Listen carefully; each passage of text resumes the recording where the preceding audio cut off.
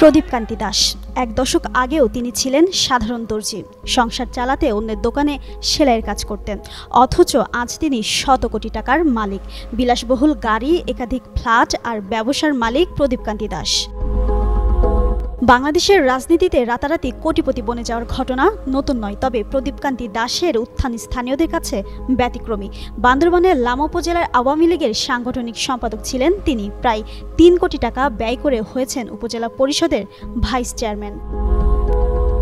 জানা গেছে, কর ফাইলে মাত্র ১৩ লাখ টাকার সম্পদ দেখালেও অনুসন্ধানে মেলে ভিন্ন চিত্র।